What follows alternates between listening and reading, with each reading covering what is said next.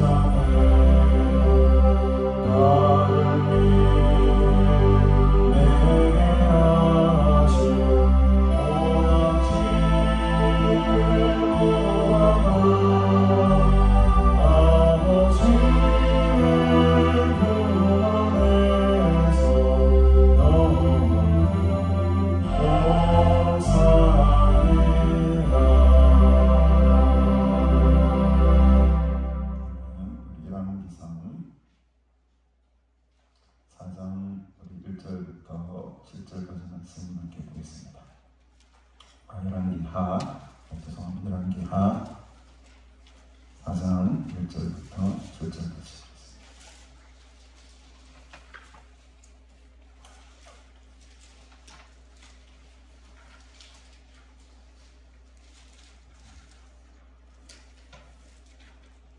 선지자의 제자들의 아내 중에 한 여인이 엘리사에게 부르짖어 이르되 당신의 종 나의 남편이 이미 죽었는데 당신의 종이 여호와를 경외한 줄은 당신이 아시는 바니이다. 이제 빚준 사람이 와서 나의 두 아이를 데려가 그의 종을 삼고자 하나이다 하니 엘리사가 그에게 이르되 내가 너를 위하여 어떻게 하랴? 네 집에 무엇이 있는지 내게 말하라. 그가 이르되 계집 종의 집에 기름 한 그릇 외에는 아무것도 없나이다 하니 이르되 너는 밖에 나와서 모든 이웃에게 그릇을 빌리라. 빈 그릇을 빌리되 조금 빌리지 말고 너는 네 두 아들과 함께 들어가서 문을 닫고 그 모든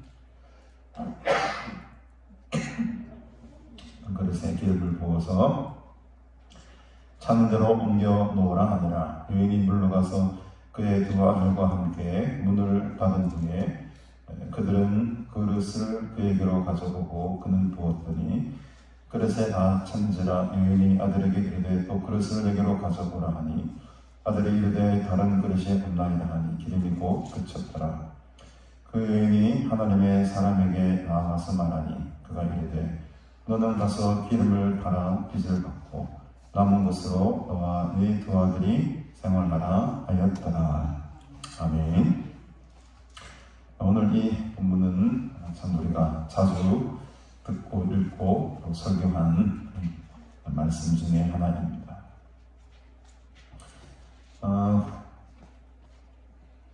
북이스라엘의 대표적인 선지자로 엘리야 선지자를 뒤이어서 엘리사라는 귀한 선지자가 이제 본격적인 사역이 시작이 되었습니다. 우리가 지난주에도 함께 말씀을 나누었지만 이 엘리사라는 선지자를 통하여서 이스라엘이 큰 전쟁에서 승리하기도 하죠. 그런 엘리사의 도움으로 전쟁에서 승리하기도 하고 이제는 굉장히 개인적인 어떤 한 가정으로 이 시선이 이제 돋보기처럼 다 조명이 됩니다. 지금까지 엘리사의 사역은 어떻게 보면 전쟁 가운데에 나라를 위하여서 또 엘리사됨을 위하여서 이런 기적과 또 축복과 저주 같은 것들이 일어나지 않습니까? 근데 이제 오늘 이 사건부터는 이제 상당히 엘리사 사역의 관점이 조금 달라지게 됩니다. 한 개인의 일들에 집중이 되고 있고 또 타인을 위한 사역이 진행이 된다는 것이죠. 1절에 보니 선지자의 제자들의 아내 중에 한 이 여인이 등장하게 됩니다. 아마 이 선지자들이 많았던 것 같습니다. 왜냐하면 우상 숭배를 하던 시절, 아합 가문이 다스리는 그 어두운 시절 아니겠습니까? 그래서 선지자들이 이제 어떻게 보면 중심에서 활동할 수가 없었고 베델이나 길갈이나 여리고나 지방으로 가서 선지자의 교육을 받거나 그렇게 살 수밖에 없었던 그런 상황이었던 거죠. 그러니까 이제 어떻게 보면 중심 세력이 아니고 이제 외부 세력이 되어서 지방에서 이 선지자의 학교들이 군데군데 이제 많았던 것을 우리가 알 수 있습니다. 아마 그 지방 신학교 중에 어떤 선지자의 제자들 중 한 사람의 아내가 지금 엘리사에게 찾아옵니다. 그런데 부르짖어 찾았다. 부르짖어. 목이 왜 이렇게 간지러워?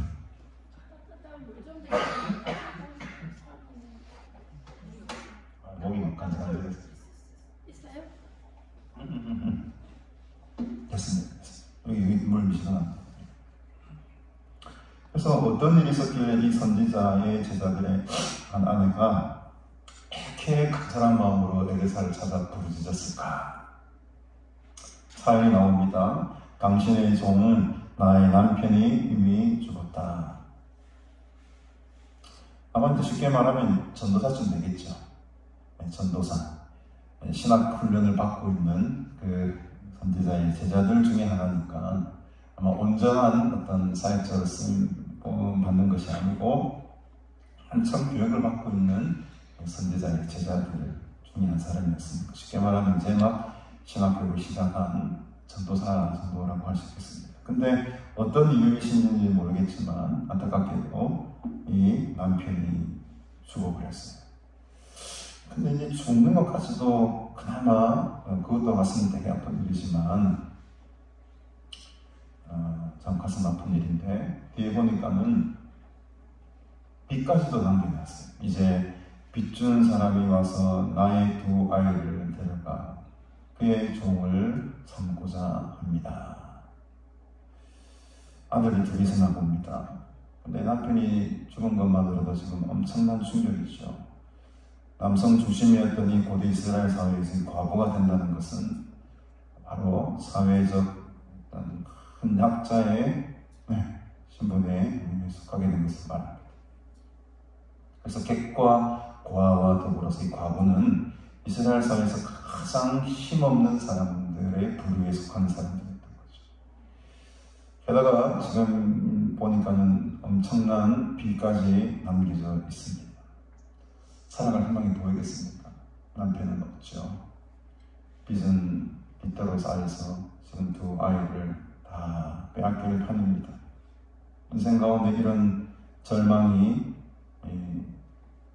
찾아온다면 얼마나 우리 인생이 불행하겠습니까? 엊그제 뉴스 보니까 한 가상이 빚 문제로 자기 아이를 둘을 죽이고 자기 부인도 죽이고 스스로 집에 불을 지면 자기도 죽고 참 기사, 여러분도 그런 기사를 볼 때마다 어떤 마음을 가지십니까?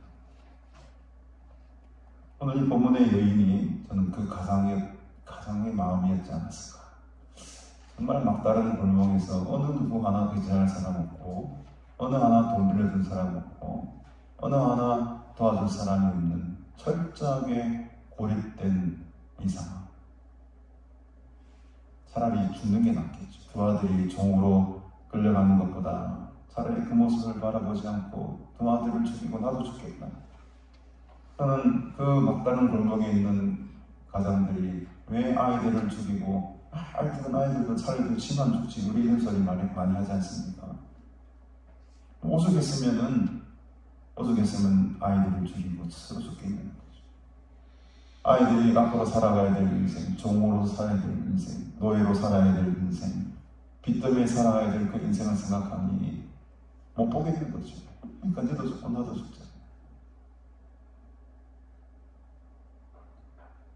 이 여인의 막다른 삶의 처지는 곧 오늘 우리들의 삶의 처지와 크게 다를 바가 없습니다.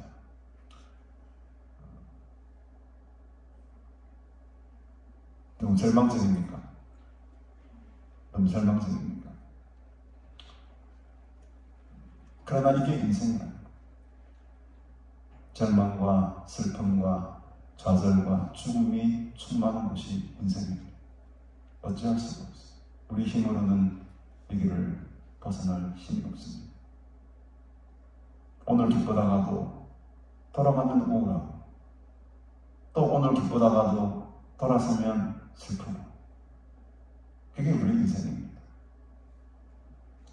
답이 없어요. 어디서 답을 찾겠습니까? 기껏 선지자 학교에 보내놨더니만 어떤 이유인지 모르겠지만 빨리 죽어버리고 아마 선지자 학교 보낸다고 빚을 낸지도 모르겠습니다. 먹고 살 길이 막막하니까 애들을 먹여 살려야 되니까 빚을 지어야죠. 근데 남편이 더 죽었으니까 이제는 정말 살 소망이 없어진 겁니다.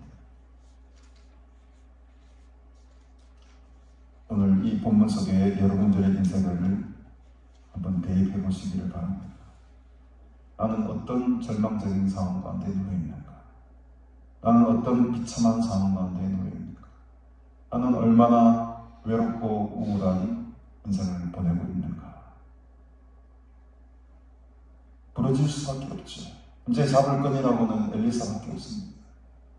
이 자리에 엘리사가 그에게 이르되 내가 너를 위하여 어떻게 하랴? 뭘 해줄고? 나는 가지고 있는 것이 없는데 내가 너를 위해 어떻게 해주는 게 좋겠느냐? 라고 하면서 내 집에 무엇이 있는지 내게 말하라. 그가 이르되 계집종의 집에 기름 한 그릇 외에는 아무것도 없나이다.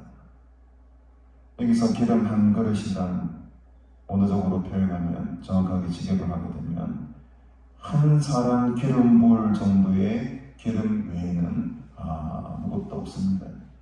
한 사람에게 기름 부을 정도의 그 기름 외에는 없다. 이 말은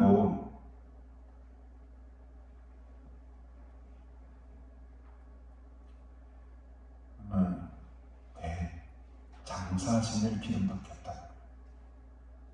내 무덤 들어가기 위해서 장례 치를 마지막 그 비용밖에 없다는 것. 이것마저 없으면은 나는 장사도 치를 수 없습니다. 내 아들을 주고 나가도 장사 치를 돈이 없습니다. 그 기름은 몸을 씻고 또 특별히 장사를 하는데 준비하는 그런 도구로 쓰임받는 것이었기 때문에 이 언어적 의미는 한 사람의 머리 위에 기름 부을 수밖에 없는 양밖에 없다. 죽기 위한 준비를 할 만큼밖에 그 한 그릇밖에 남아있어. 내가 이제 요거 딱 쓰면 죽어야 된다 이 말이야. 요거만 쓰면 나는 죽어야 된다. 이 절벽까지 몰려지게 된 게 지금 이 여인의 인생의 상황입니다. 우리 중에 어느 누구도 이 절벽으로 내몰지 말라는 것 아무도 없어요. 저도 그렇고 여러분들도 그렇고 어떤 순간이 닥치면 이런 절벽 끝에 서 있을 만한 상황이 우리 인생 가운데 찾아왔을지도 모르겠고 앞으로 찾아올지도 모릅니다. 한 그릇 외에 내가 가슴 깁니다. 그때 엘리사가 이렇게 말을 합니다. 3절에 보니 너는 밖에 나가서 모든 이웃에게 그릇을 빌리라. 빈 그릇을 빌리되 조금 빌리지 말고 너는 네 두 아들과 함께 들어가서 문을 닫고 그 모든 그릇에 기름을 부어라. 할 수 없는 이야기를 합니다. 빈 그릇을 빌려오라 합니다. 아마 빈 그릇조차도 빌려오기 힘든 처지였을지도 모릅니다. 그릇도 귀한 거지 않습니까? 그 시절 어느 누가 저 여인에게 그릇을 빌려주겠습니까? 그래도 엘리사가 하는 대로 할 수밖에 없죠. 막다른 골목에 있으니까 어떻게 하겠습니까? 시키는 대로 해야죠. 그래서 수치와 모멸감을 무릅쓰고 이웃을 찾아다니면서 그릇을 빌립니다. 그 여인의 그릇을 빌리는 모습을 보면 마음이 정말 짠합니다. 식량을 빌리는 것도 아니고 양식을 빌리는 것도 아니고 물을 달라는 것도 아니고 밀가루를 달라는 것도 아니고 빵을 달라는 것도 아니고 빈 그릇을 달라는 미친 여자 아닌가. 그런 수모, 그런 욕, 그런 오해, 말할 수 없는 자존심 상하는 저는 못 빌릴 것 같아요. 차라리 그냥 죽으면 죽었지. 쪽팔려서 그냥 빈 그릇을 빌려달라고 막 집을 문 두드릴 만한 자신감이 없습니다. 빈 그릇을 빌려주세요. 근데 엘리사가 말을 하죠. 조금 빌리지 마라. 이 말은 뭡니까? 반대로 말하면 닥치는 대로 큰 그릇이든 작은 그릇이든 있는 대로 그 그릇을 가서 빌려와라.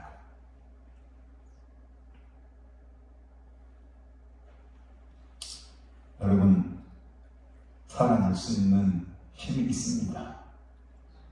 살아날 수 있는 힘이 있습니다. 닥치는 대로 하다 보면 됩니다. 그냥 하다 보면 됩니다. 그냥 살아가다 보면 되는 거예요. 특별한 길이 있거나 특별한 방법이 있거나 특별한 지름길이 없어요. 그냥 주어진 대로 말씀대로 순종하며 닥치는 대로 살아가다 보면 살 길이 열리는 겁니다. 무슨 얼굴에 무슨 자존심이 있습니까? 체면이 있습니까? 두드리고 다니는 거예요. 집집마다 두드리고 다니는 겁니다. 뭐 그럴 수 없다, 못 불러준다, 못 불러주는 것으로 끝나는 거예요. 제가 저번에도 한번 말씀드렸죠. 성공하는 사람들의 비결. 1등은 될 수 없지만 1등과는 비빌 수 있다. 탑은 될 수 없지만 탑 클래스들과 비빌 수 있다. 어떻게 하다 보면 그냥 하다, 그냥 하면, 그냥 합니다. 닥치는 대로 하다 보면 하나님이 길을 열어주시는 거예요. 하나님 내 길을 열어달라고 하고 아무것도 안 하고 주저앉아 있으면 열어주십니까? 안 열어주세요. 직접 우리가 뛰어다녀야 됩니다. 직접 문을 두드려야 됩니다. 직접 그릇을 빌리러 다녀야 되는 거예요. 그때 길이 열리고 그때 답이 나오는 겁니다.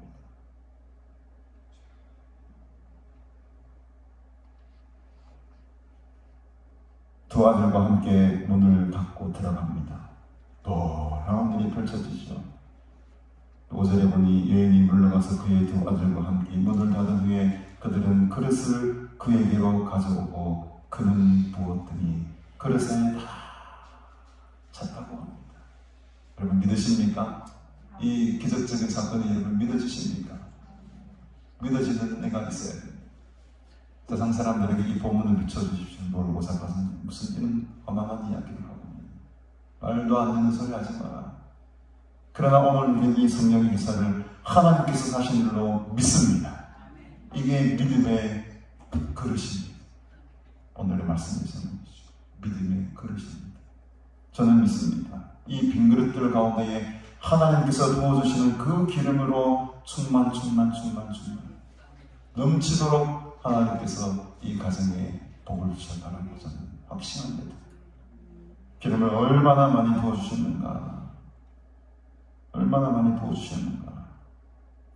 다른 그릇이 없을 정도로, 다른 그릇이 없을 정도로 가지고 온 모든 크고 작은 그릇에 기름이 한가득씩 차고 넘쳤다고 그러죠. 재밌었을 것 같아요. 엄마와 아들 너무너무 재밌어요. 신기하게도 부으면 또 나오네, 부으면 또 나오네, 부으면 또 나오네. 우리 가난시안간이 이런 영적인 셈이 되기를 바랍니다. 부으면 하나님의 은혜가 솟아나오고 또 부으면 하나님의 은혜가 솟아나오고 계속해서 이 하나님의 은혜와 하나님의 말씀의 능력이 끊임없이 솟아나는 아름다운 기도의 동산이 되기를 주님의 이름으로 축복합니다. 실제로 보니 그 여인이 하나님의 사람에게 나아갑니다. 그가 이르되 너는 가서 기름을 팔아 빚을 받고 남은 것으로 너와 네 두 아들이 생활하라. 좀 중요한 포인트가 있습니다. 이 여인이 내 같았으면 온 그릇에 기름이 찼으니까 이건 이제 누구 거다? 이건 내 거다. 내 맘대로 뜯었나? 이제 살았다. 기회를 노리면서 이제. 그러나 이 여인이 지금 어떻게 합니까? 누구에게로 나가죠? 하나님의 사람에게로 나아가. 내가 받은 것, 이것 내 것이 아니다. 내가 받은 은혜, 내가 잘해서 받은 게 아니라는 것. 내가 지금까지 누려왔던 이 큰 복들, 내가 잘해서 받은 게 아니라는 것을 인정하는 것입니다. 이것의 주인은 하나님. 이렇게 은혜를 베풀어 주신 것은 당신 엘리사 선지자를 통해서 받은 것이니 이것의 주권은 당신에게 있습니다. 이 기름의 주인은 당신입니다. 얼마나 아름다운 모습입니다. 여러분, 내가 누리고 내가 받은 것, 내가 이루어낸 것이 아닙니다. 하나님께서 채워주신 것이, 하나님께서 우리의 믿음의 그릇만큼 채워주신 복입니다. 절대로 이것을 내 것이라고 생각하지 마십시오. 이 순환론도 마찬가지예요. 제게 하는, 직원들께 하는, 성도들께 하는, 이것은 하나님의 것입니다. 하나님의 질서대로 움직이는 것입니다. 여기서 내가 주인인 척, 내가 왕인 척, 하나님이 가만 안 있으세요. 이 여인은 하나님의 사람에게로 나아가서 내가 받은 이 물질의 복들, 이 기름의 복들을 어떻게 해야 되겠습니까? 묻습니다. 여러분, 하나님께 물으시기를 바랍니다. 단돈 10만원, 100만원을 쓰더라도 이 돈을 내가 어떻게 써야 되겠습니까? 하나님의 나라를 위해서 내가 어떤 식으로 주님께 드리는 것을 하나님께서 가장 기뻐하시겠습니까? 내 몸을, 내 시간을, 내 삶을 어떻게 하나님 앞에 드리는 것이 하나님이 가장 기뻐하시는 일이십니다. 항상 그래야 됩니다.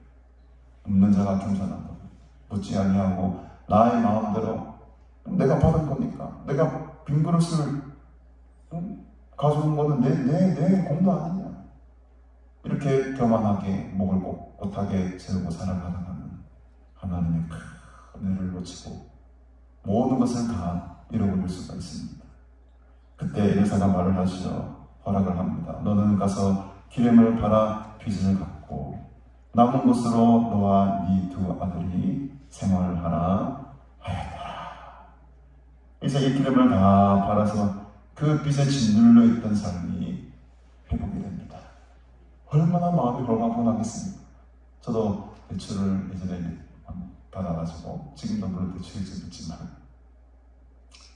그 빚, 그 이자를 매달 갚아나가기 위한 농부는 상당히 스트레스 받습니다. 돈을 달라고 계속 내미는 그 은행으로부터 오는 메시지, 괴로워요. 복종 메시지, 얼마나 괴롭습니까? 그 무거운 짐으로부터 해방되었으니까 얼마나 인생이 깃털처럼 날아가겠습니까? 여러분들의 인생들이 이런 깃털처럼 날아가는 인생이 되길 바랍니다. 짓눌리고 억압받고 그런 참 무거운 짐으로 인해 가지고 눌려지는 인생이 아니고 다 해방되고 자유롭게 되어서 볼볼 날아가는 저 새들처럼 시편에 그런 고백들이 많이 나오죠. 새들처럼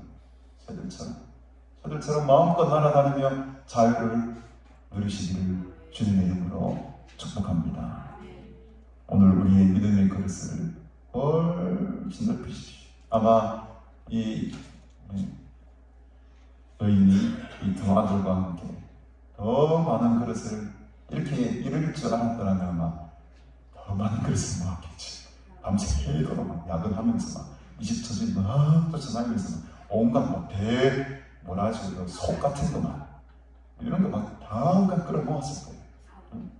근데 이걸 몰랐던 게 좀 아쉽긴 하지만 우리들의 믿음의 그릇을 넓혀야 된다는 거죠. 우리들의 믿음의 그릇만큼 하나님께서 채워주시고 부어주시는 줄로 믿습니다. 오늘 우리가 연약한 모습들이 있고 깨어진 모습들이 있고 부족한 모습들이 많이 있지만 오늘 하나님께서 토기장이가 되어주셔서 우리의 마음의 그릇을 다시 새롭게 만들어 주실 줄로 믿습니다. 오늘보다는 내일의 믿음이 좀 더 커야 되잖아요. 오늘보다는 내일의 믿음의 그릇이 더 커야 되지 않겠습니까? 그 믿음의 그릇을 점점 키워나가시고 그렇게 될 때 정말 저 넓은 바다까지도 다 모여올 수 있는 나온 믿음의 큰 그릇들을 가지신 여러분들이 다 되시기를 주님의 이름으로 축복합니다. 하나님 아버지, 은혜를 참으로 감사합니다. 삶의 절망적인 상황 속에서도 포기하지 아니하고 주님 바라보며 주님을 의지하게 하시니 감사합니다.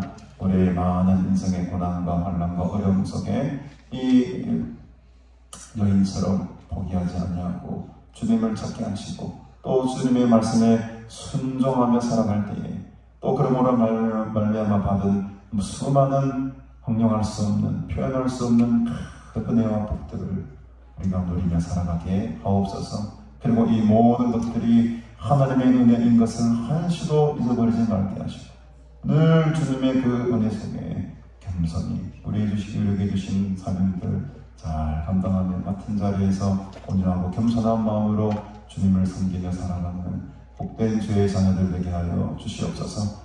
이번 한 주간에도 귀한 목사님 보내주셔서 은혜로운 승리가 이어지게 하시고 시간마다 성령의 기름 부으시사 이곳에 끊임없이 솟아나는 생명수의 강의 근원이 되게 하시고 믿음의 말씀의 성령의 충만한 자리가 되어서 올라오시는 모든 성도님들 위로받고 치료받고 모든 삶의 문제들이 해결되어서 형통의 복을 받음으로 하나님께 큰 영광 돌리며 주님의 일에 쓰임받는 귀한 주의 성도들을 되게 하시고 이 거룩한 장소를 주께서 사용하여 주시옵소서. 지금은 우리 구주 예수 그리스도의 은혜와 하나님 아버지의 원하신 사랑과 성령님의 교통되는 충만하심의 은총이 우리의 믿음의 그릇을 넓혀서 모든 하나님의 은혜를 담아내고 또 많은 사람들을 마음에 품으면서 그리스도의 사랑과 은혜를 서로 나누며 살아가기로 결단하고 소원하는 너희 모든 무리들에게 영원토록 함께 있을지어다. 아멘.